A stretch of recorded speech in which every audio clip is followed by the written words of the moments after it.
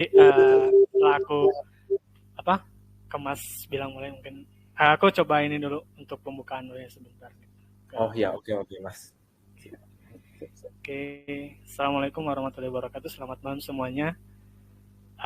Selamat datang di acara kan webinar ya, lebih ke live session ya Mas ya, live session atau Oh, live seminar. session ya. Nah, Oke, salah salah berarti. agak apa? Live session bareng Mas Riko gitu. Tentang apa? Tips menjadi UX designer yang sangat valuable pada perusahaan gitu. Iya. Terima kasih ya teman-teman yang udah join dan apa udah ngeluangin waktunya di malam ini.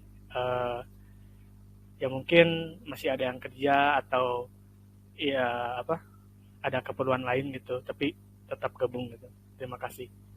Nah, oke, kita langsung masuk aja ya tanpa lama-lama gitu buat Oke, mulai. terima kasih Mas Farhan atas pembukaannya. Jadi ini basically ini pertama live session kayak gini. Jadi jadi sebisa mungkin semoga ini sangat bermanfaat ya untuk teman-teman dan terima kasih untuk teman-teman yang sudah bisa meluangkan waktunya untuk join pada malam ini tanpa berlama-lama. Jadi kita pembahasan malam ini adalah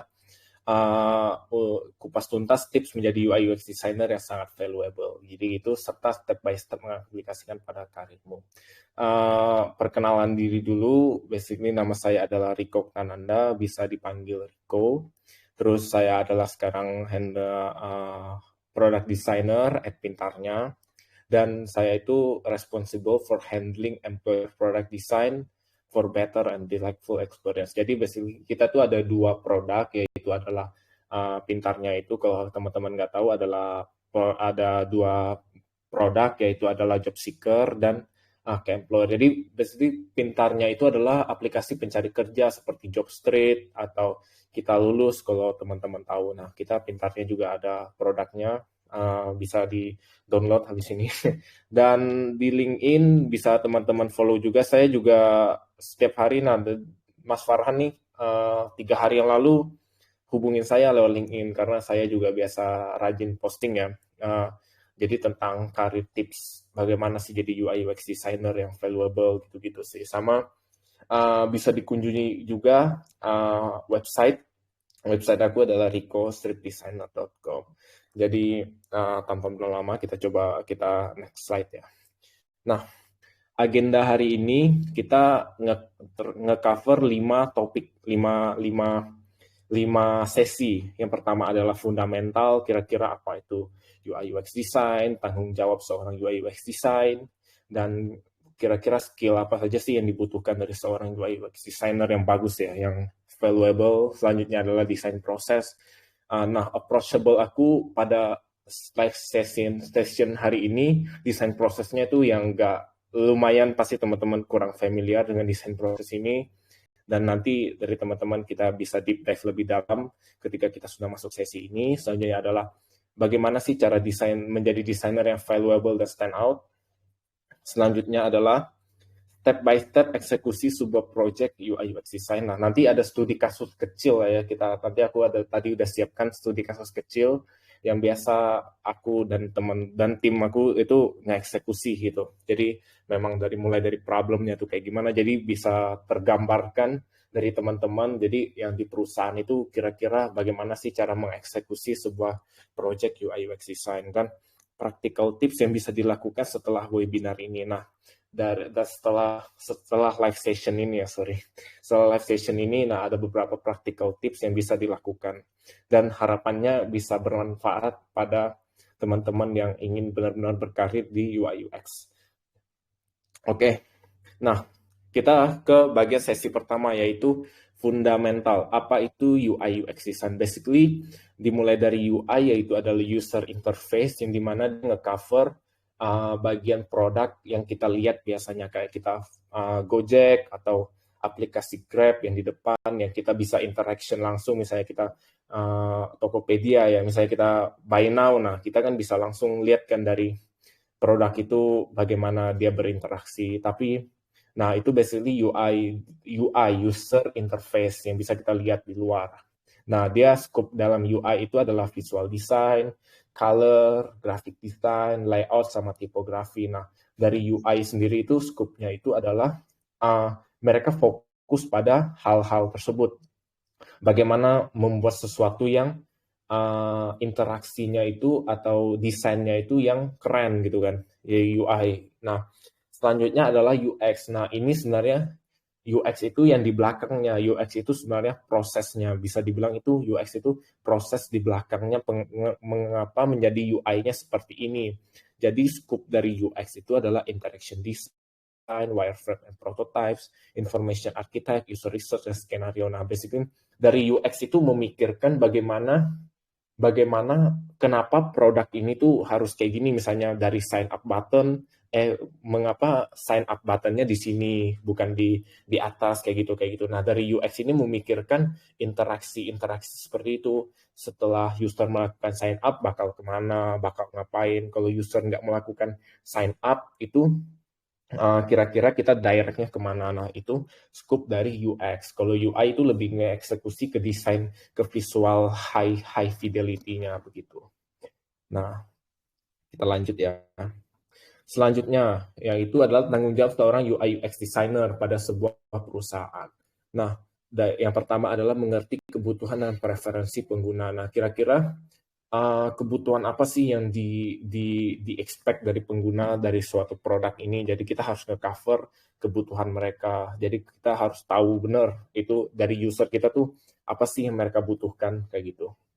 Nah, selanjutnya adalah merencanakan dan mengembangkan solusi interaksi dan antarmuka pengguna. Nah, dia harus merencanakan, jadi scope dari UI UX design itu harus merencanakan bagaimana sih produk ini tuh bisa dipakai dengan user, dan mereka tuh dari user sendiri tuh ngerasa valuable gitu menggunakan produk kita yang dari desain yang kita hasilkan gitu. Kita harus merencanakan kira-kira ini desainnya bakal kayak gimana, user interaksinya bakal kayak gimana gitu. Kita harus pikirkan sampai situ.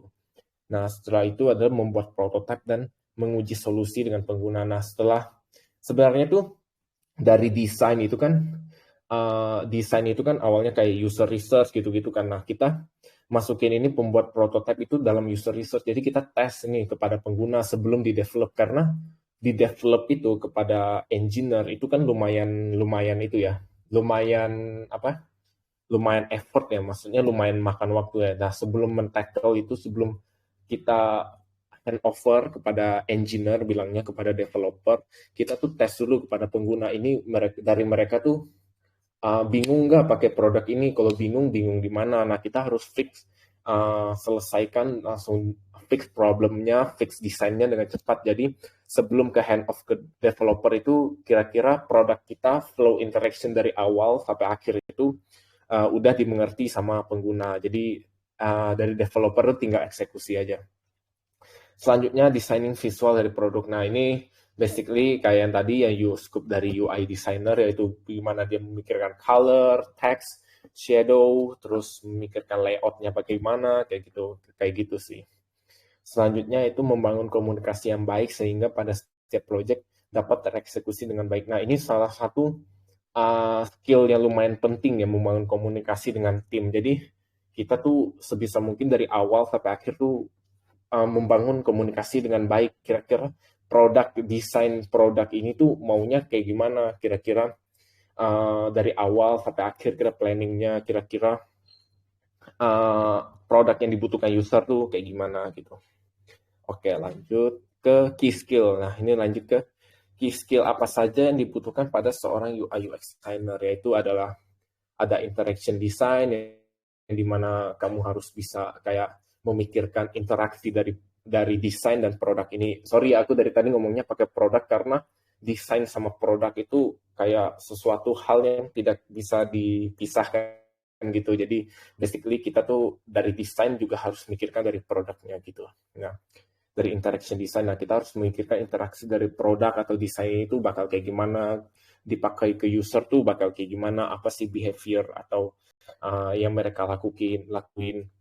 Terus visual design, nah ini basically kayak yang tadi, yang kita harus bisa menentukan color apa yang kira-kira masuk dalam preferensi user. Kira-kira ini bagusnya kalau errornya bagusnya merah, kalau hijau bagusnya menandakan untuk user sukses melakukan suatu hal gitu, sebuah achievement. Nah, itu masuk dalam ke psikologi lagi. Terus design principle, nah ini lumayan penting ya, karena design principle ini apa itu design principle itu adalah kayak best practice-nya lah dari desain. Misalnya design principle tuh misalnya kayak dari produk ini tuh harus mengikuti desain seperti pada material Google Design. Kalau ada yang tahu kan kayak Google. Nah, kita tuh kayak harus misalnya ini bagusnya pakai radial button atau pakai drop down atau pakai checkbox. Nah, dari design principle ini kira-kira best practice di industri itu kira-kira kayak gimana gitu sih.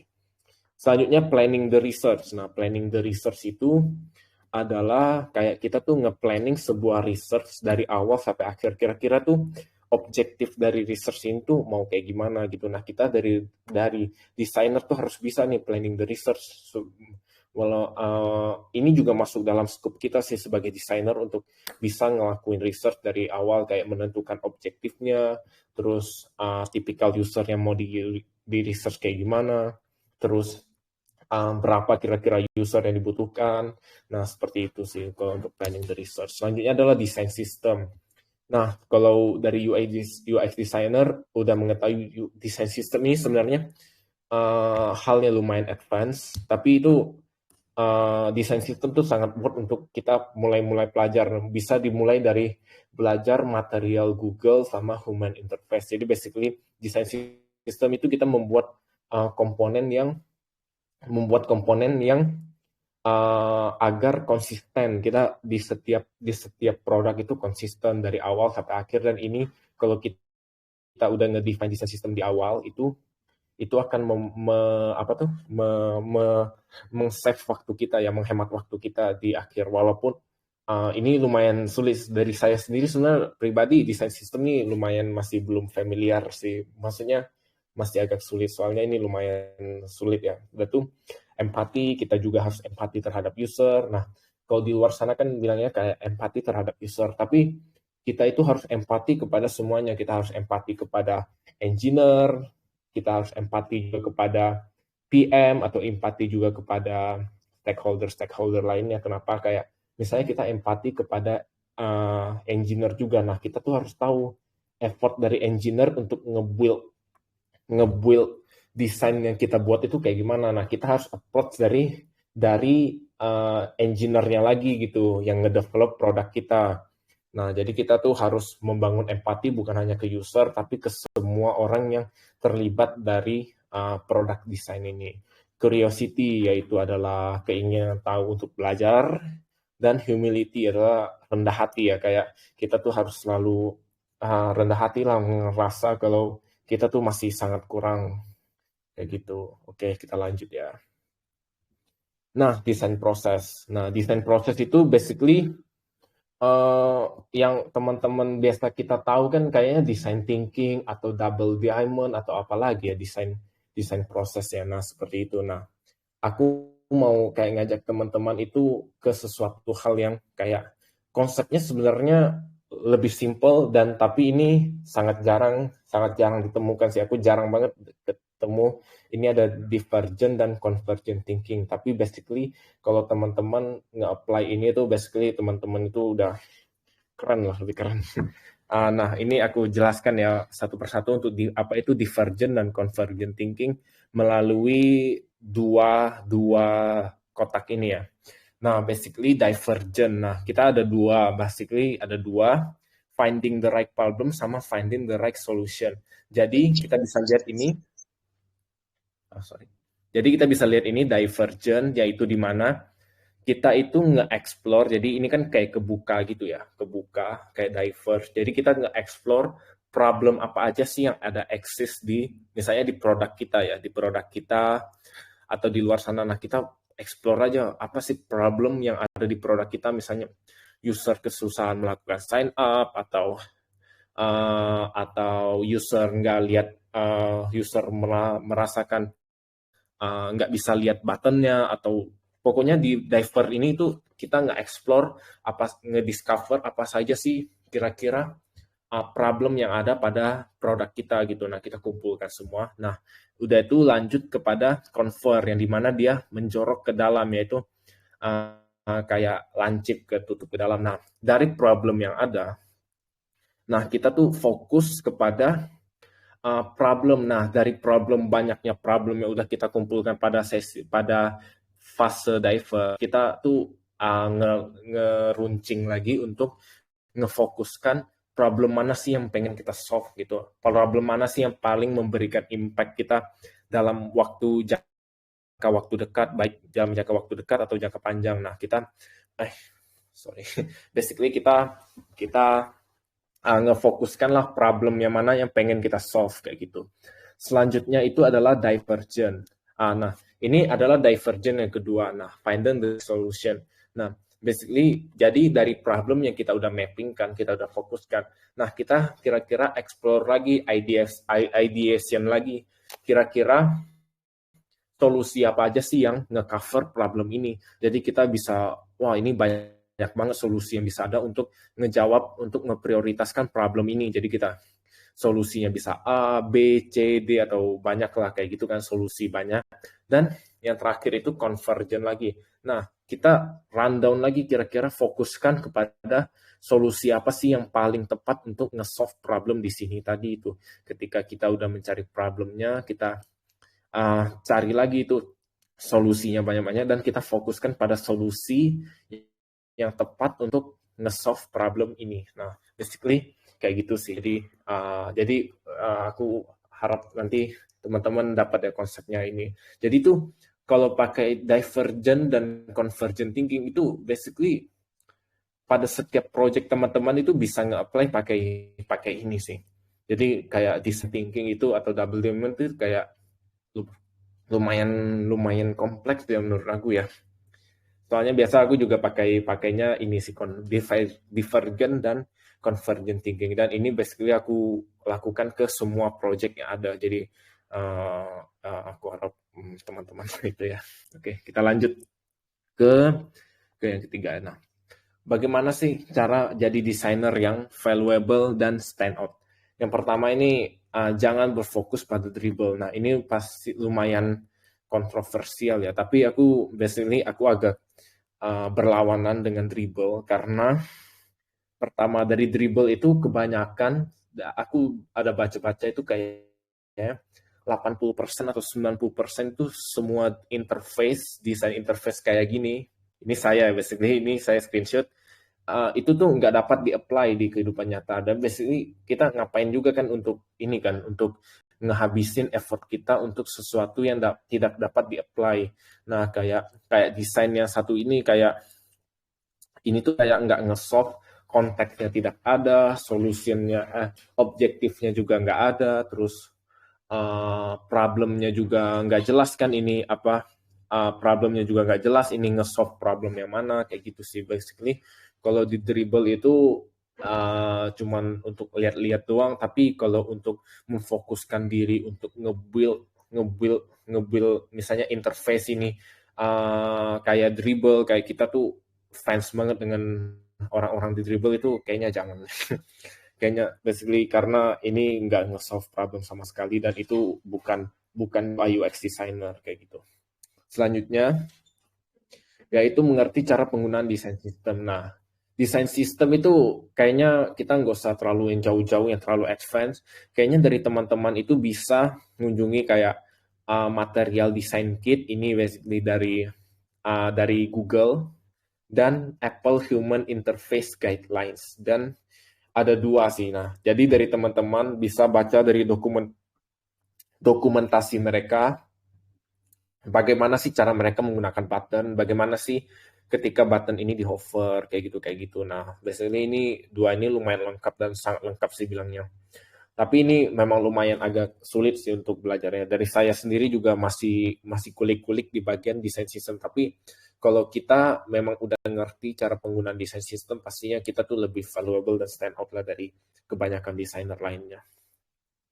Oke, lanjut.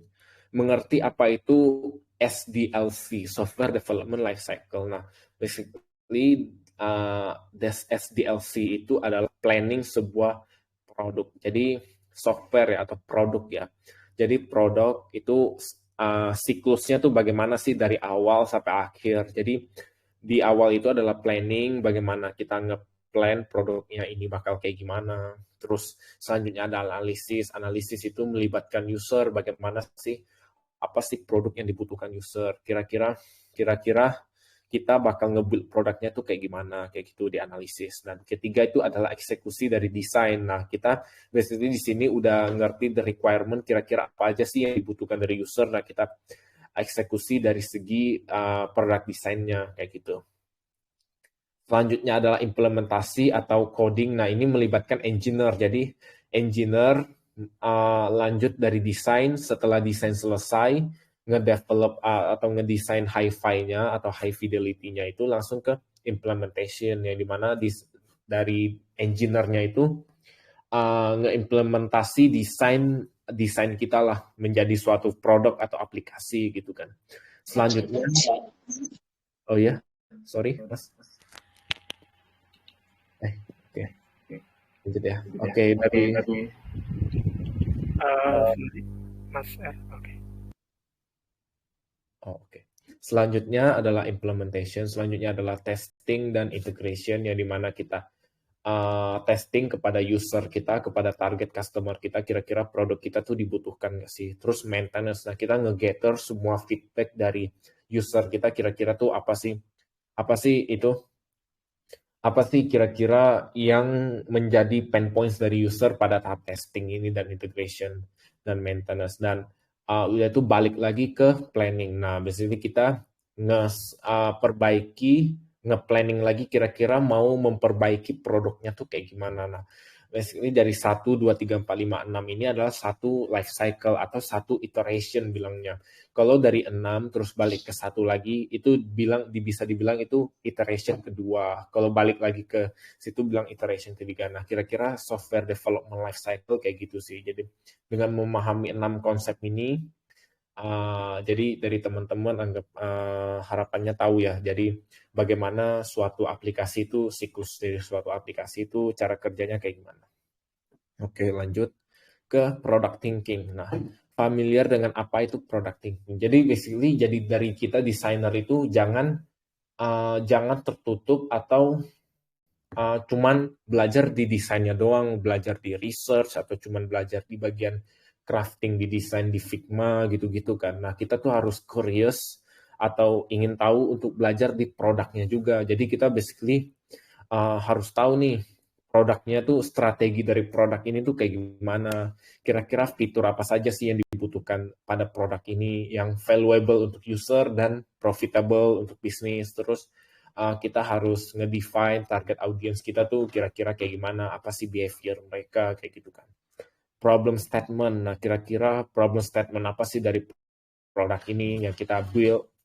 Selanjutnya business objective. Nah, kira-kira dari bisnis nih pengen nge-achieve apa, kayak misalnya business objective ini kayak misalnya KPI, Key Performance Indicator, atau metrics ya, bilangnya bisa dibilang kayak gitu. Nah, misalnya kayak dari bisnis itu pengennya user acquisition atau user akuisisi kan kayak gitu kan. Jadi dari bisnis pengennya dari produk ini pengennya meningkatkan user akuisisi kayak gitu. User melakukan sign up atau enggak, dari bisnis objektif itu dari user retention atau user balik lagi ke produk kita tuh sebenarnya berapa persen. Nah, itu harus clear lagi. Selanjutnya adalah clear vision, yaitu yang dimana bagaimana sih visi produk ini dalam jangka pendek maupun jangka panjang. Nah, kita dari desainer harus tahu juga sih dari product thinking. Ini sebenarnya banyak desainer yang nggak familiar dengan product thinking, tapi harusnya kita harus belajar dari product thinkingnya juga, bagaimana siklus dari produk itu juga ya. Jadinya itu membuat kita lebih stand out lah. Oke, lanjut. Ini ke step fase keempat, yaitu di mana step by step eksekusi sebuah project UI UX design. Nah, ini basically ini kayak studi kasus kecil sih. Jadi aku kayak tadi baru buat juga studi kasus kecil, yaitu di mana ini merepresentasikan bagaimana aku tuh dan tim aku ya biasa ngeeksekusi project di sebuah UI UX atau sebuah produk yang dimulai dari masalah terlebih dahulu. Nah, kita bisa mulai gini kan. Sebagai contoh, problem pada produk XYZ adalah di mana user menginstal apps pada Play Store adalah 100.000 user. Namun yang berhasil melakukan pembuatan akun hanya 27.000 atau 27% saja, which is kita hanya mendapatkan data kuantitatif.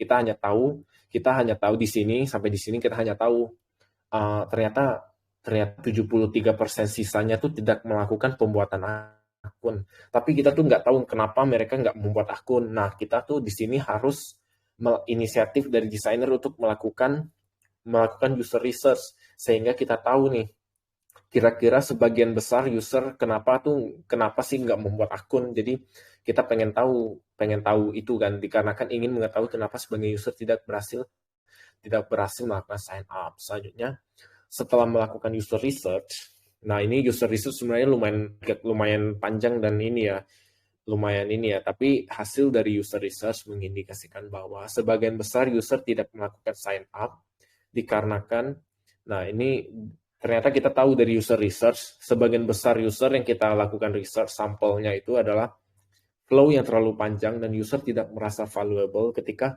melakukan pembuatan akun. Nah, kira-kira kayak gitu. Dari hasil research-nya kita dapatkan problem statement bahwa sebagian besar user yang tidak melakukan sign up dikarenakan flow onboarding yang terlalu panjang dan user tidak merasa valuable ketika melakukan pembuatan akun. Nah, dari problem statement ini kita scoop down lagi, kita memfokuskan pada jadi solusi yang dihasilkan ke depannya harus ngejawab dari problem ini. Nah, lanjut ke selanjutnya, eksekusi solusi based on problem statement. Nah, tadi kan kita udah dapat problem statement-nya. Lanjut adalah dengan problem statement yang ada, kita sebagai desainer jadinya bisa lebih fokus untuk memberi solusi apa yang kira-kira dapat menjawab problem tersebut. Yaitu adalah solusi berdasarkan problem statement tersebut antara lain, ini hanya contoh ya. Jadi value proposition tuh kayak kita misalnya lakuin onboarding tuh kayak lakukan dapat, nah misalnya kayak rekruter akan lihat kamu dalam 50% lebih, ini kayak value proposition lah kayak pada landing page gitu. Nah, kita pada aplikasi juga biasanya ada value proposition di depannya kan gitu. Nah, value proposition pada onboarding yang awalnya terdapat 4 langkah di-cut hanya menjadi satu langkah saja, dikarenakan sebagian besar user tidak membaca dan langsung skip ke langkah berikutnya. Dan selanjutnya adalah beri user benefit pada tahap pembuatan akun seperti teks. Dengan membuat akun, kamu meningkatkan 45% peluangmu untuk mendapatkan pekerjaan. Nah, ini ideation pada problem statement. Jadi kita ngejawab dari problem statement yang ada. Jadi ini ada 2 problem ya, yang dimana itu adalah flow-nya terlalu panjang dan user tidak merasa valuable. Nah, jadi solusinya harus menjawab dari problem statement itu. Nah, kira-kira kayak gini. Nah, ini yang kedua yaitu kita develop based on solusi, jadi kita develop kepada produk kita itu based on solusi yang didapatkan. Jadi kita eksekusi dua item ini. Selanjutnya adalah yang ketiga yaitu tracking the result. Jadi ada 3 tahap ya. Pertama kita find the right problem. Jadi kita harus cari tahu dulu problemnya kayak gimana. Selanjutnya itu adalah solusinya kira-kira bagaimana yang ngejawab dari problem itu. Dan terakhir adalah tracking the result. Jadi setelah 1 bulan revamp pada onboarding experience release, conversi rate pada user yang membuat akun meningkat 42%. Nah, ini tuh kita harus track lagi. Jadi based on problem dan solusi ini ketika diimplement ternyata konversi rate pada user yang membuat akun itu meningkat 42%, which is itu lumayan besar ya. Lumayan besar. Jadi kita bisa dibilang pada produk ini tuh kayak lumayan inilah, dari solusi ini lumayan reliable dan lumayan relevan lah terhadap user. Jadi dengan solusi ini dapat meningkatkan 42% conversion rate. Oke. Selanjutnya adalah yang terakhir yaitu adalah 5 yaitu practical tips yang bisa dilakukan setelah webinar ini atau live session ini. Ini yang pertama adalah lebih mendalami sebuah konteks permasalahan dan objektif yang ingin dicapai pada setiap desain yang kamu kerjakan. Selanjutnya itu sebisa mungkin jangan jadikan dribble sebagai patokan dalam karirmu karena portofolio pada dribble sama sekali bukan UI UX design. Nah, itu tadi udah aku jelaskan di awal tadi ya dribble kenapa dari teman-teman itu sebaiknya itu jangan jadikan dribble itu patokan lah kayak gitu. Coba mengapply divergent dan convergent thinking pada next studi kasus di portofoliomu. Nah, dari teman-teman coba apply nih divergent dan convergent thinking dan aku kayaknya belum pernah sama sekali kan aku juga sering research portofolio ya. Aku ada studi kasus, jadi aku belum pernah kayak ngelihat orang tuh pakai divergent dan convergent thinking. Jadi dari teman-teman coba bisa di apa nih di apply ya. Crafting jangan hanya di bagian desain saja, coba craft di bagian produk, marketing dan sebagainya. Sebenarnya dari desain kita tuh kayak kalau kita ngerti di bagian produk, mengerti di bagian marketing atau ngerti di bagian developer, kita tuh nge-build komunikasi yang lebih bagus sih seharusnya. Jadi dari desain kita itu coba belajar di bagian produk kayak gimana sih mereka kerjanya tuh kayak gimana sih marketing tuh gimana sih objektif dari marketing tuh biasa pengennya apa kayak gitu. Nah kita harus coba-coba craft di bagian lain selain desain karena ketika kita belajar di bagian produk dan marketing juga secara tidak langsung kita tuh nge-build skill desain kita juga kayak gitu. Jadi jangan kayak kita belajar desain kita nge-build skill desain. Jadi ketika kita belajar produk, marketing atau engineer atau HTML, CSS itu kita nge-build skill desain kita menjadi lebih valuable lagi lah. Kayak gitu. Familiarkan dengan menggunakan desain sistem. Bisa dimulai dari Material by Google dan Human Interface by Apple. Jadi yang kayak tadi aku bisa bilang tadi, coba pelan-pelan pelajarilah desain sistem ini. Bisa dimulai dari Material by Google dan Human Interface by Apple. Jadi dari teman-teman coba bisa ngulik-ngulik after this webinar itu gimana sih cara kerja dari desain sistem kayak gitu. Oke. Nah, ini basically kira-kira kayak gitu sih. Lumayan panjang. Tapi ini kita masuk ke dalam session question dan answer. Tapi izin dulu ya Mas, saya minum sedikit. Oke, Mas. Oke. Oke. Oke. Untuk teman-teman yang mau bertanya boleh silakan bisa lewat chat Telegram atau boleh langsung bertanya ya Mas ya. Ya, boleh langsung bertanya aja. Jadi tanyakan apapun lah yang mengenai UI UX design ini. Ya. Kayak gitu, bisa tanyakan apapun. Oh ya Mas, ini ada yang bertanya di chat. Maaf, mau tanya. Ya. Selain di Dribble, portofolio baiknya di-share di mana ya? Oh, sebenarnya kalau aku sendiri pribadi itu pakai website pribadi ya, kayak gini, kayak ini ya, aku kayak coba tunjukin ya. Nah, ini aku pakai website pribadi, jadi web design. Tapi ini lumayan sulit sih. Tapi kalau untuk share portofolio tuh kayaknya bisa di Notion. Kayaknya Notion itu bisa sih, Mas. Dari teman-teman atau yang Notion kan. Jadi biasa tuh ada orang yang build studi kasusnya yang banyak itu melalui Notion kayak gitu.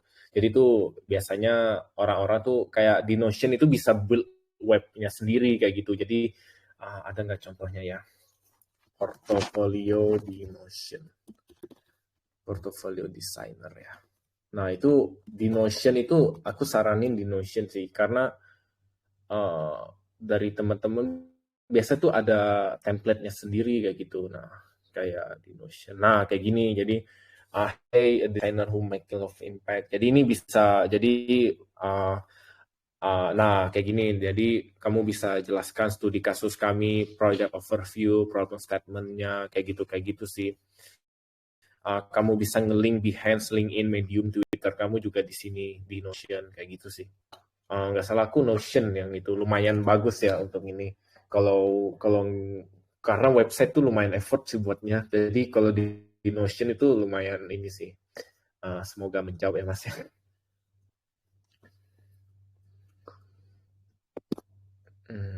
Halo. Oke. Berarti di Notion ya sama Iya. sendiri gitu.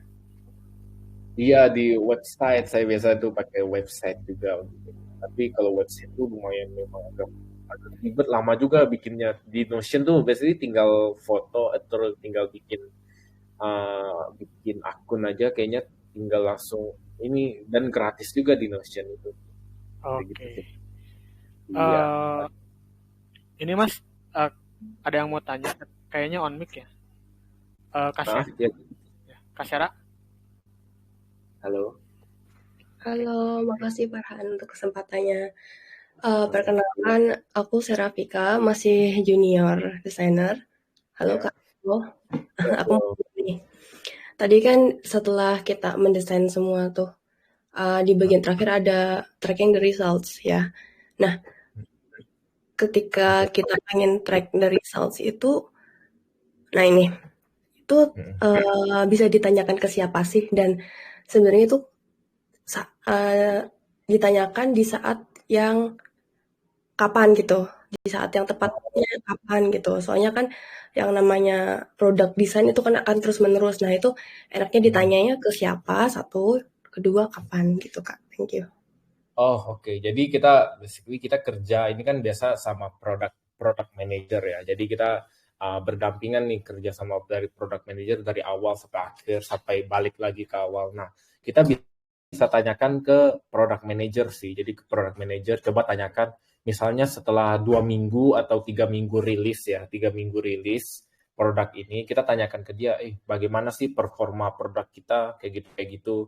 Dan nanti dari itu kan tanggung jawab dari product manager ya karena dia itu kan yang nge-handle produk itu. Jadi basically dia harus tanggung jawab dengan produk itu. Nah, kita coba tanyakan ke dia. Jadi, bagaimana sih itu bagaimana sih performa produk kita, apa yang pengen di-achieve di awal misalnya kita pengen nge-achieve user acquisition di mana kita pengen nge-achieve pembuatan akun tuh lebih meningkat lah dengan adanya pembaruan ini. Nah, kita tanyakan itu kecapai nggak kayak gitu kayak gitu. Nah, dari mereka tuh sebenarnya dari product manager tuh ada datanya gitu, ada dari Google Tracking biasa pakai Google Analytics kayak gitu.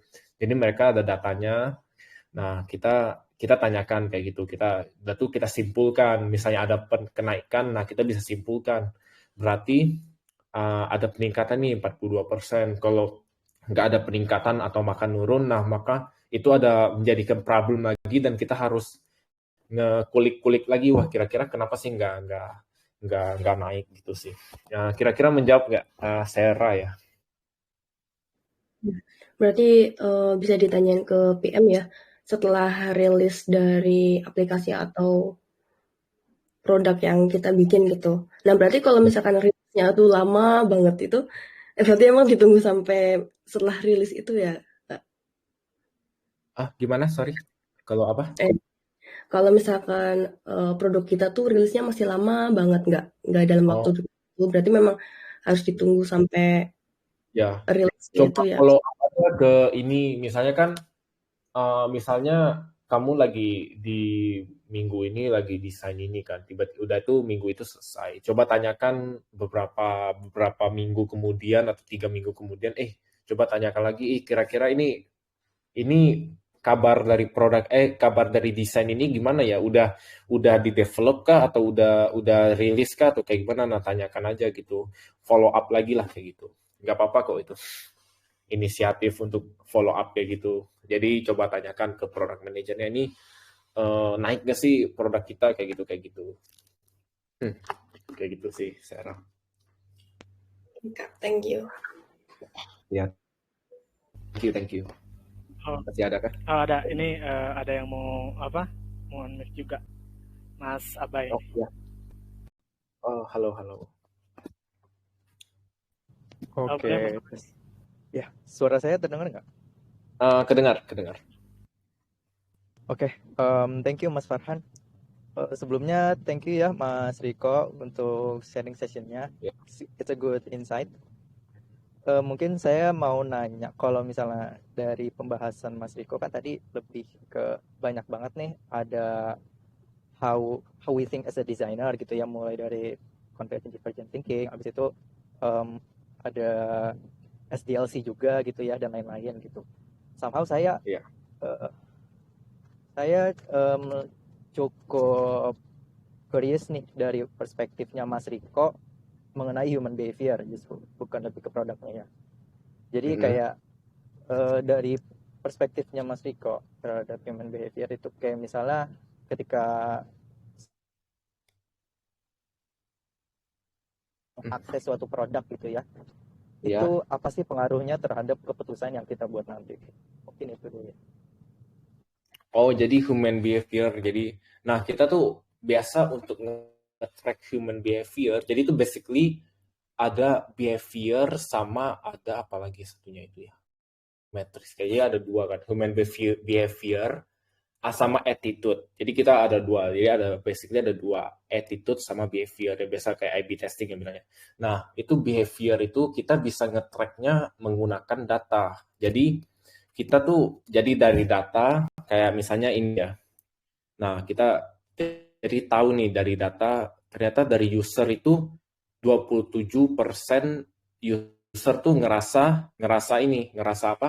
Ngerasa 27% yang hanya melakukan pembuatan akun, which is 73% itu nggak melakukan pembuatan akun. Nah, dari situ kita kayak cari lagi tuh dari data kualitatif juga kan. Nah, kita pengen cari tahu kira-kira kenapa sih mereka nggak melakukan pembuatan akun. Nah, dari user behavior-nya itu ternyata mereka tuh merasa ini flow-nya terlalu panjang dan mereka tuh ngerasa behavior mereka tuh kayak ini tuh nggak valuable lah untuk mereka ngelanjutin pembuatan akun. Nah, dari situ sih user behavior yang kita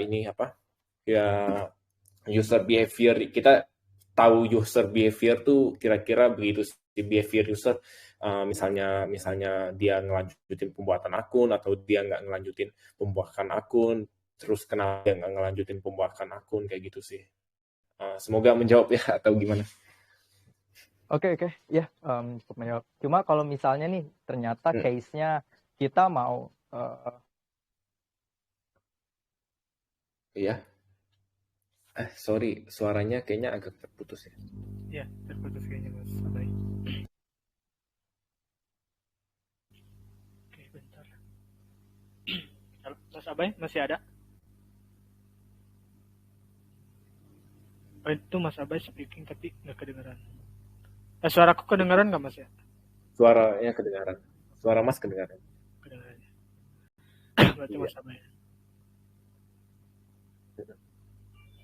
Oke. Ya, pengumuman dulu ya. Soalnya Mas Abai masih ini. Ada pengumuman nih teman-teman. Kalau misalkan apa? Sudah terdengar belum ya? Ada ya. Oh, oke. Tadi hilang Mas. Sorry. Iya, sorry koneksi. Iya, oke. Oke, cukup menjawab. Tapi kalau misalnya nih ada satu case, misalnya kita nih punya klien dan klien itu pengen mengconvert service mereka yang sifatnya masih konvensional ke digital misalnya. Yang tadinya dia apa-apa harus dilakukan secara onsite, harus datang langsung dan sejenisnya. Sekarang mau dialihkan ke digital nih. Kalau dari perspektifnya Mas Riko, untuk mengconvert itu apa sih yang harus dilihat dari human behavior-nya? Oh iya, jadi kita harus ngelihat dulu kira-kira tuh kan itu kan berarti changes ya, dia mau ubah changes behavior dari orang-orang yang ngelakuin konvensional yang saat ini sama yang expected yang digital kan. Nah, kita harus tahu dulu kira-kira tuh yang di konvensional tuh kira-kira mereka tuh behavior mereka ngelakuin suatu hal tuh kayak gimana, kayak kebiasaan mereka apa tuh saat ini tuh kayak gimana mereka cara ngelakuin ini kayak gimana, misalnya kayak dulu kan kayak Gojek ya, misalnya orang-orang harus ke pangkalan dulu gitu kan. Nah, ternyata kita ngelihat dari digital itu kita bisa ada pain points atau ada opportunity nih untuk ternyata kalau kita nge-convert di digital, nah kita nge-cover jadi orang tuh nggak usah ke ini lagi, nggak usah ke pangkalan lagi, cukup dari rumah pakai HP doang kayak gitu. Nah, kita tuh kayak jadi nge-observe apa saja sih yang nggak efektif sama nggak efisien. Jadi kita nge-observe bagian itu yang kira-kira yang efisien, kira-kira yang bisa diubah ke digital, yang tadi seperti case-nya Mas Abai. Sorry, Mas itu ya. Nah, sorry tadi itu. Jadi kira-kira kayak gitu sih. Kita cari tahu dulu kira-kira yang sekarang ini tuh kayak gimana, mereka tuh ngelakuinnya kayak gimana, dan kira-kira kita bisa ngebantu nge-change-nya tuh kayak gimana dengan yang pastinya lebih efektif, lebih efisien kayak gitu sih. Kira-kira menjawab nggak, Mas? Oke, Mas Riko udah menjawab. Thank you ya. Oke, siap. Thank you. Thank you. Oke. Ada pengumuman nih buat yang share keseruannya di nanti teks IG desain, ada hadiah nih dari kita. Wih, ya keren ya Mas. Oke, Mas lanjut ya ke ada nih yang mau nanya on mic nih, Mas Riki Dewantara. Boleh? Oke, halo. Halo, selamat malam. Halo, selamat malam. Terima kasih Mas Farhan, Mas Riko. Perkenalkan, nama saya Rizky Dewantara. Saya baru 1 bulan jadi UI UX designer junior di sini.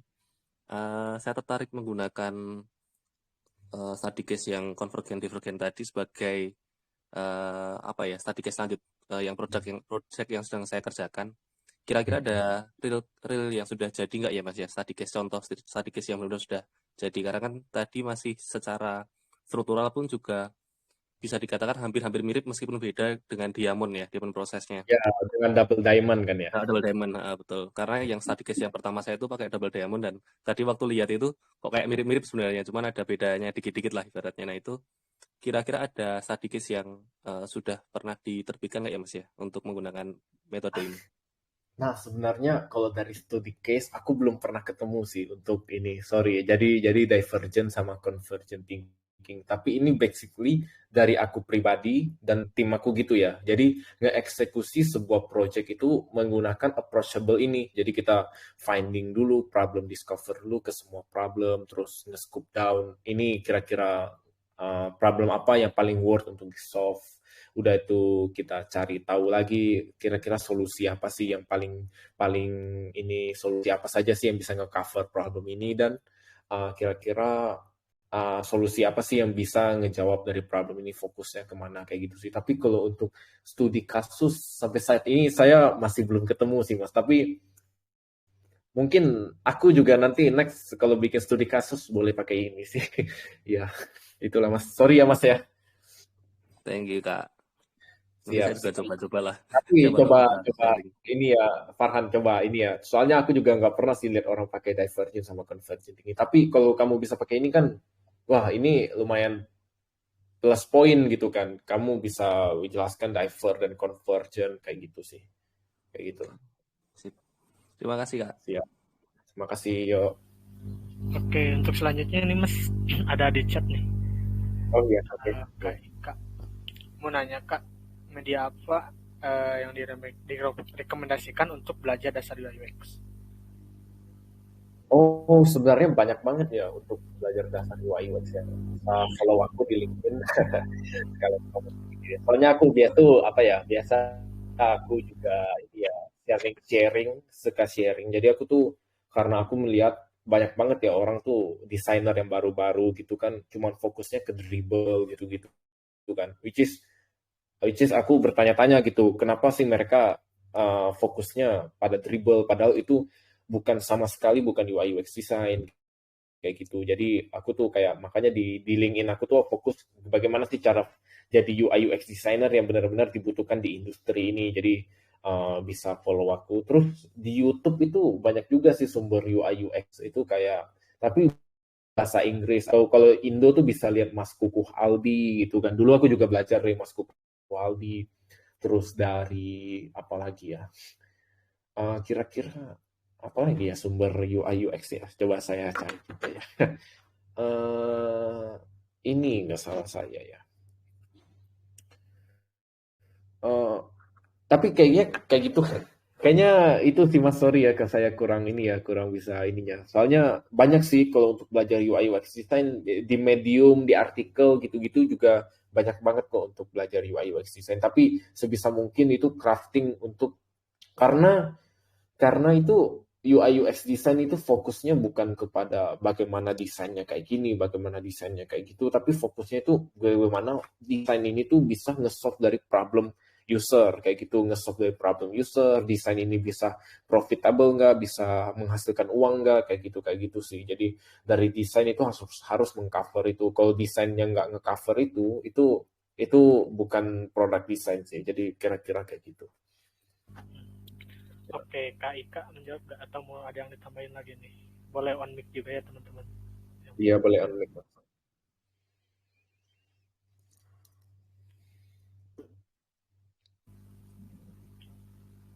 Ya, ini Mas ada yang bertanya lagi tapi lewat chat ya. Ya. Dari Kaici. Jika produk masih dalam tahap perancangan, bukankah UI UX team harus lebih banyak merencanakan bersama product owner tanpa dapat melakukan user research terlebih dahulu? Ketika melakukan perencanaan ya. Ya. Ketika melakukan perencanaan itu, nah kita tuh sebenarnya melakukan perencanaan tuh banyaknya sama product owner atau enggak sama product manager ya. Kita jadi misalnya, jadi aku bawa dari perusahaan aku. Jadi misalnya kita tuh mau nge-build produk ini, produk chat ya, produk in-app chat. Jadi kita basically nge-enable dari usernya tuh bisa ngelakuin chat di dalam aplikasi kita. Nah, untuk kira-kira bagaimana produknya, jadi kita tuh harus ngelakuin user research dulu, kira-kira dari target customer kita ini, dari target customer kita, kira-kira produk yang dibutuhkan mereka tuh kayak gimana sih yang mereka expect. Jadi itu harus dari produk kita tuh harus merepresentasikan dari user kita, mereka kira-kira prefernya pakainya tuh kayak gimana. Jadi kita memang planning dulu di awal dengan product owner atau product manager.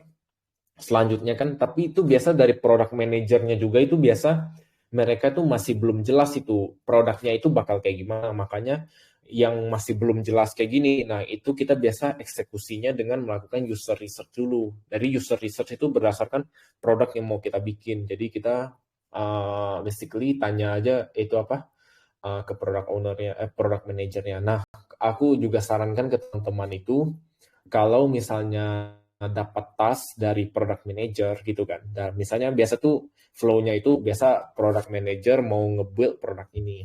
Dia biasa nge-assign ke designer. Udah itu kita tuh dari designer itu jangan semerta-merta untuk langsung terima aja. Oh oke, desain langsung gitu kan. Jangan. Jadi coba tanyakan dulu, nge-challenge aja produknya gitu.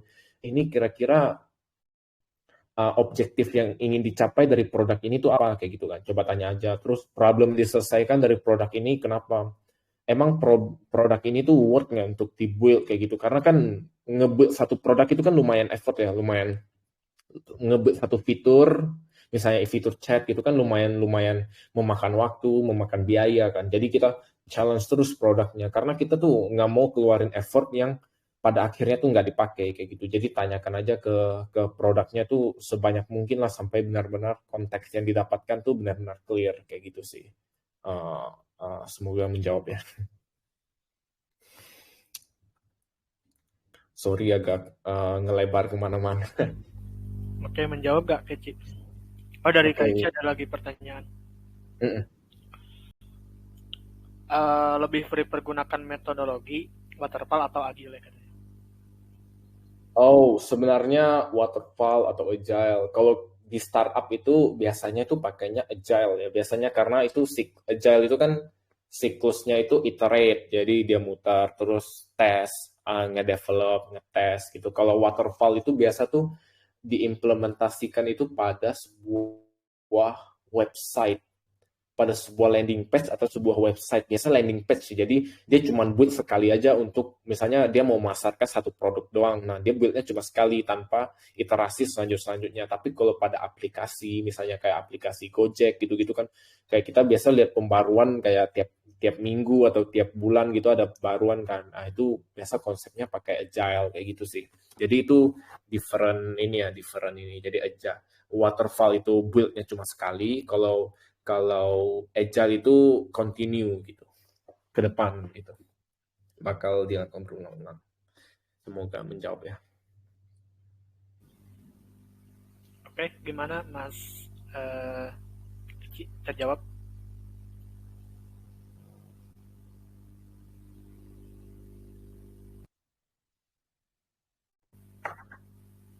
Oh ya Mas, ini ada bertanya lagi lewat chat juga. Oke. Dari Kak Septian. Kak izin bertanya, untuk divergensi dan convergence di thinking itu berarti mirip seperti proses ideate di design thinking kah? Sebenarnya hampir-hampir sama ya, hampir-hampir sama. Kayak kalau design thinking itu kan ini ya, kalau design thinking itu kan kayak apa ya, pertamanya tuh empathize, terus define, ideate, prototype, sama test kan. Nah ini basically itu hampir sama, tapi approachable-nya tuh lumayan berbeda. Jadi kita nge-scoop down dulu, apa tuh kayak cari tahu dulu semua problemnya kayak gitu, terus kita fokus ke problemnya. Jadi approach-nya mereka tuh agak berbeda, tapi sama-sama digunakan dalam menyelesaikan suatu problem. Tapi karena ini lumayan nggak familiar ya, makanya aku pakai konsep divergent dan convergent thinking. Kalau pakai design thinking kan karena udah banyak banget ya orang, kayaknya semua orang familiar sih dengan design thinking gitu kan. Coba kita approach dengan divergent dan convergent thinking biar kita tuh kayak wah kita lebih keren lah kayak gitu. Kayak gitu sih. Sebenarnya lumayan hampir sama sih. Jadi kita approach-nya pakai design thinking, divergent atau convergent thinking itu sebenarnya sama-sama digunakan untuk nge-solve suatu problem sih kayak gitu sih. Semoga menjawabnya. Gimana Mas Septian menjawab?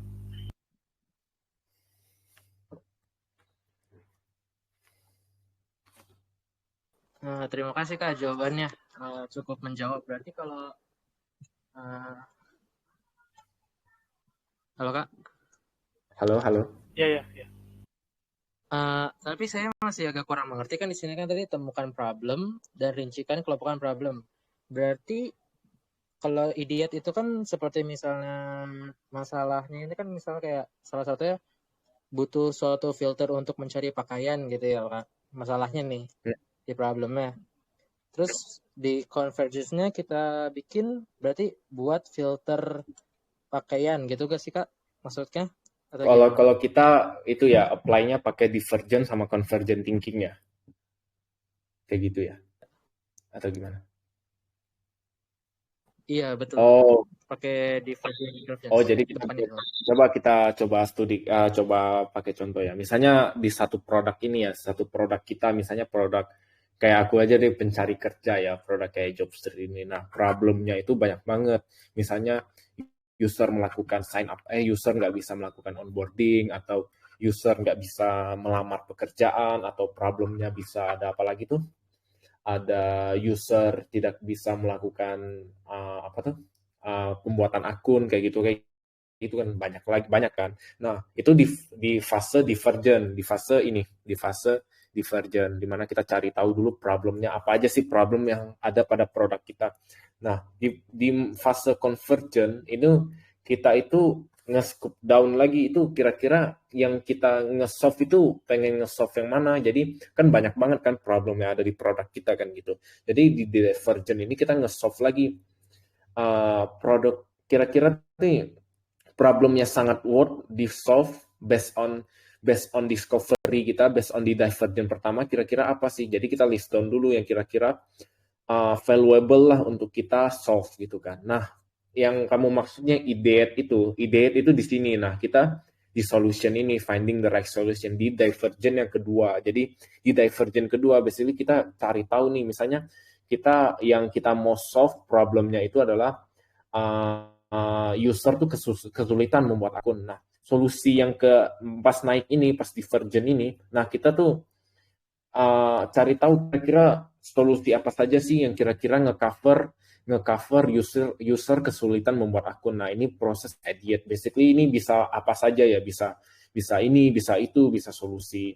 Misalnya yang kayak tadi teksnya coba buttonnya dibuat lebih terang atau kayak gimana kan, kayak gitu. Nah, bisa apapun. Nah, kita udah tuh ini convergent yang kedua. Nah, basically ini kita ngefokus lagi nih, kira-kira solusi yang mana, kan ini kan kita basically banyak banget kan solusi di sini. Nah, kita nge-scoop down lagi di convergent yang menjorok ke dalam, kita kira-kira apa sih solusi dari yang kita kumpulkan semua, mana sih yang paling bisa untuk dieksekusi kayak gitu, yang ngejawab dari user kesulitan dalam membuat akun. Kita tuh kayak fokus kepada kira-kira solusi apa sih yang memberikan impact paling besar ke problem yang kita fokuskan tadi. Nah, basically kayak gitu sih.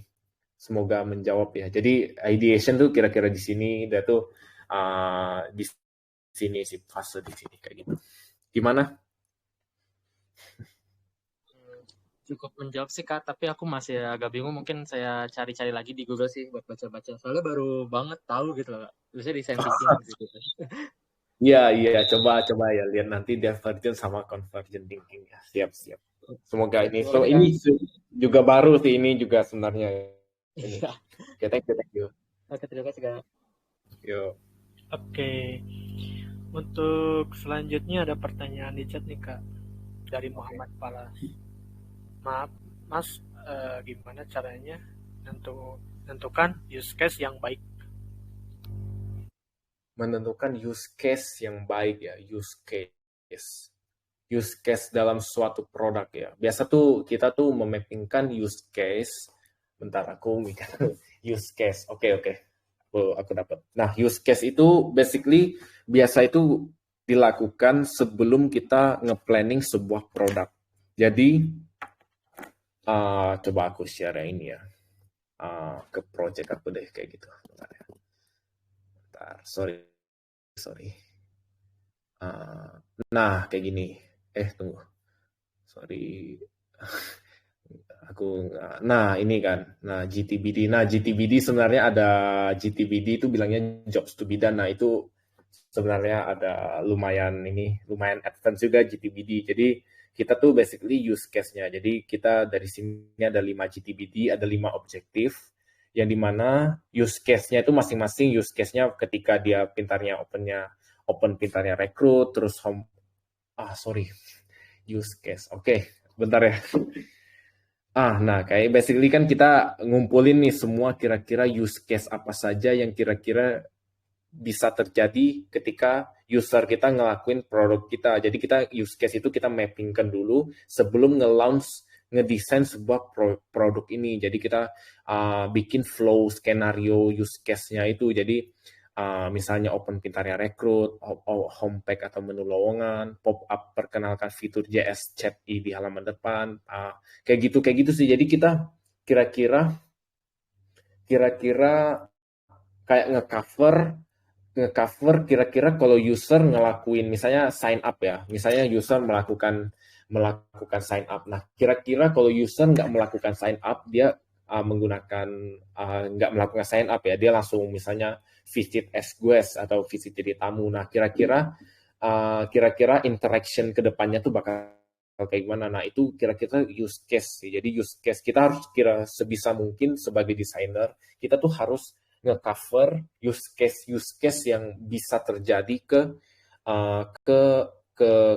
user kita gitu. Jadi misalnya dia nggak bisa ngelakuin sign up button, kira-kira kalau dia nggak bisa ngelakuin sign up, dia bakal ngapain gitu kan, dia bakal diarahkan kemana kayak gitu. Misalnya dia bisa berhasil melakukan sign up, dia bakal kearahkan kemana. Nah, kayak gitu sih use case kira-kira.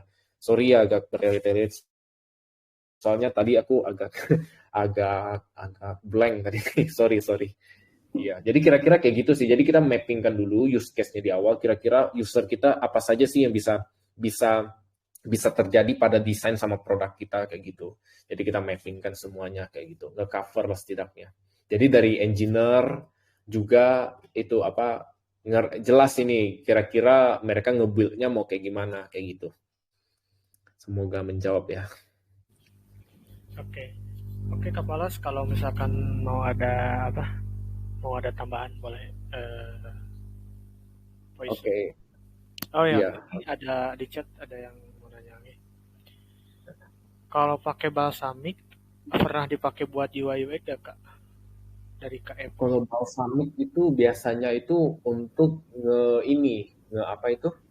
untuk melakukan wireframing. Dia hampir sama kayak Whimsical kalau nggak salah. Jadi dia nggak bisa yang advance kayak Figma kayak gitu nge-build high fidelity atau yang aplikasi jadi mockupnya. Jadi kalau Balsamic itu kayak yang itulah yang lebih light gitu ya bilangnya, kayak bisa bikin rectangle, bisa bikin mockup HP, tapi yang ya cepet lah kira-kira. Itu biasa digunakan pada awal-awal pada pembuatan low fidelity gitu kalau Balsamic.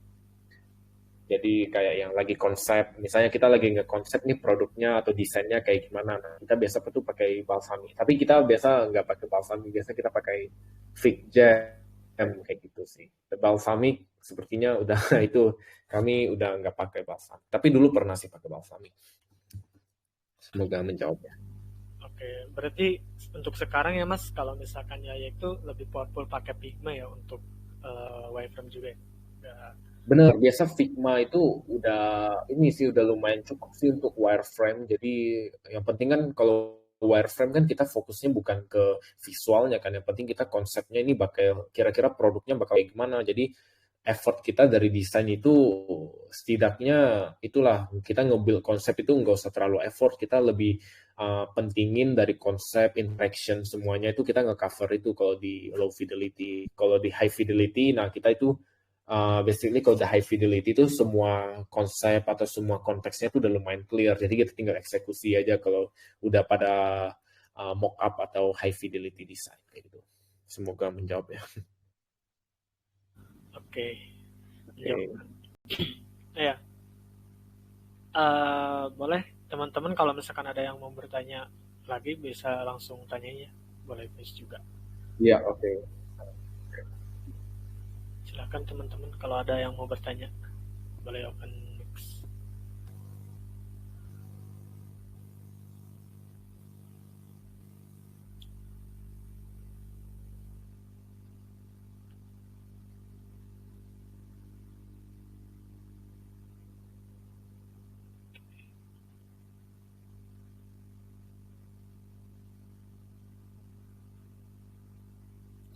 Oh ini Mas, ada yang bertanya dari Gilang, dari Mas Gilang.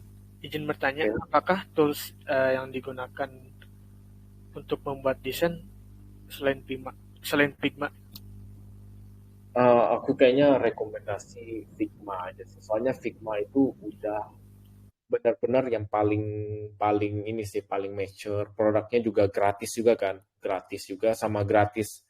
Sama produknya itu update-nya tuh sering banget. Jadi nge-cover kita sebagai UI UX designer tuh lebih mudah lagi lah untuk untuk menghasilkan desain. Jadi enak banget. Jadi kita fitur-fitur di Figma udah lebih bagus. Kalau yang lain itu, jadi aku pernah kemarin research itu UI UX designer di dunia ini tuh kira-kira kayaknya 70% itu pakainya Figma. 30% itu sisanya pakai yang lain. Jadi Figma tuh udah benar-benar nge-disrupt industri inilah. Jadi UI UX designer biasanya pakai Figma. Jadi highly recommend banget itu untuk pakai Figma sih. Aku nggak pernah belajar untuk desain tools yang lain sih selain cuma Figma aja sih gitu. Kalau untuk ngedesain ya kayak gitu sih. Berarti Figma ya powerful. Iya, Figma sih memang lumayan powerful juga, dia lumayan bagus sama simple juga. Halo Mas. Halo. Okay. Teman-teman boleh kalau misalkan ada pertanyaan boleh ya. Ya, bisa boleh langsung ditanya. Kita tutup mungkin sampai sebentar lagi ya Mas. Oke, ya. Aku thank you banget ya sama Mas Farhan udah ngundang aku di sini ya Mas ya. Ya.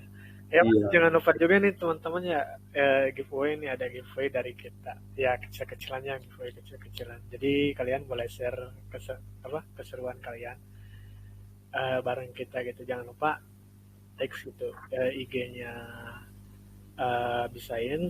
bisain.id sama Kariko juga. Kariko. Iya, oke. Aku semuanya lumayan nggak aktif sih main IG, tapi nggak apa-apa. Di LinkedIn jangan lupa di follow ya. Soalnya aku tuh tiap hari biasa tuh buat konten tentang UI UX design. Jadi Harapannya sih teman-teman bisa bisa engage dengan aku terus, aku bisa berkembang lagi lah ke depannya untuk share UI UX design yang lebih gimana sih cara UI UX design yang lebih valuable. Ya nih, oh ya Kak, ini ada yang bertanya nih Kak. Kakak mungkin kan udah sekarang udah jadi product designer nih. Oh ya ini izin nanya Kak, aku dari Karyan, aku masih newbie banget nih di UI UX. Sebenarnya berapa penting Kak ikut bootcamp dan sejenisnya gitu? Soalnya aku belajar di YouTube sama e-course aja. Oh, Jadi sebenarnya tuh bootcamp itu kalau benar-benar bootcamp itu ada plus minusnya ya. Pertama plusnya itu bootcamp itu ngajarin fundamental. Jadi dia ngajarin kita kayak basic-basic apa saja sih misalnya bootcamp UI UX. Jadi aku juga basically juga dulu dari bootcamp ya. Jadi dia nge-cover kita bagaimana belajar basic dari UI UX dari awal. Tapi kalau misalnya kamu udah lumayan familiar dengan UI UX dengan basicnya itu, kurasa bootcamp itu kurang worth it lagi. Soalnya kan lumayan mahal ya. Minusnya itu bootcamp itu lumayan mahal. Jadi sebisa mungkin kalau bisa belajar sendiri kayak gitu, coba apply magang kayak gitu atau coba bikin studi kasus. Bisa banyak banget kok YouTube yang itu kok yang nge-sharing atau follow LinkedIn aku juga kan, aku juga bisa sharing kayak gitu kan. Nah itu itulah biasa ada plus minusnya lah kalau untuk ikut bootcamp kayak gitu kira-kira. Misalnya yang ya oke.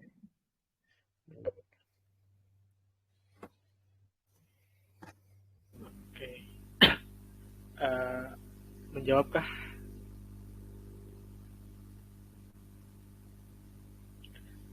Oh ya Mas, ini ada pertanyaan nih dari chat juga. Halo. Halo. Oke. Halo Mas, suaranya terdengar Kak? Kedengar Mas. Oke. Ini ada yang bertanya lagi Mas dari Kak Kurniawan. Izin nanya, portofolio sama skill apa aja minimal terjun ke industri? Sorry Mas, kayak gimana Mas? Tadi suaranya agak portofolio sama skill apa aja gitu minimal gitu sebelum terjun ke industri. Oh, ke industri ya. Kalau magang, aku kalau misalnya memang sebelumnya belum magang ya atau gimana ya, sebelumnya belum pernah magang atau kayak gimana memang first experience, kayaknya portofolio 2 aja itu udah lumayan cukup. Jadi breakdown dari problemnya kira-kira apa, bisa cari problemnya itu misalnya kamu lihat dari aplikasi Starbucks atau aplikasi ini. Nah, kamu lihat misalnya kamu nge-observe sendiri inisiatif untuk ngelakuin user research kayak gitu kan.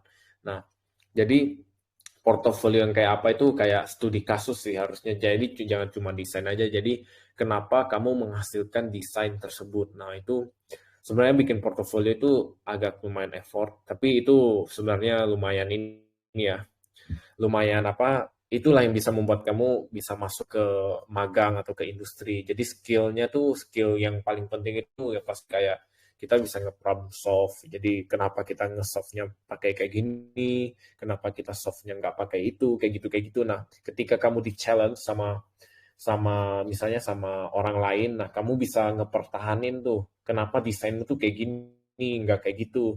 Nah, itu sih key skill yang kira-kira penting. Sama untuk portofolio itu sebenarnya lumayan effort itu, jadi itu ya. Jadi kalau coba apply kayak tadi itu pakai divergent sama convergent thinking. Jadi coba apply di portofolio kamu, kayak jelaskan dulu apa itu divergent dan convergent thinking. Misalnya kamu tanyakan di portofolio kamu kan. Terus kenapa approach divergent dan convergent thinking itu bisa works pada project ini kayak gitu. Coba jelaskan kayak gitu karena basically orang-orang itu agak lumayan nggak familiar dengan divergent sama convergent thinking. Tapi kalau kamu bisa jelaskan itu dengan baik di portofolio kamu, itu pasti bikin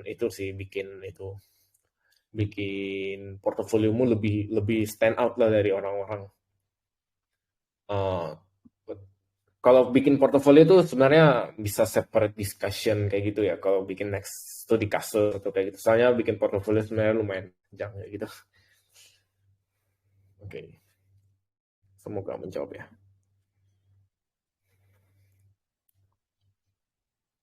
Oke, ke Kurniawan gimana menjawab?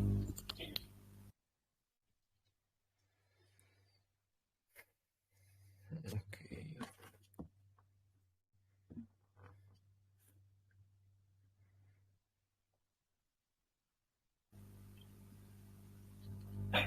Ya, mungkin kalau misalkan ada yang mau bertanya boleh, masih ada waktu.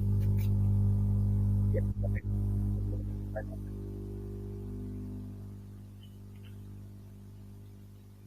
Oke, kalau misalkan tidak ada, mungkin cukup ya Kak di menit 50, 3 menit lagi.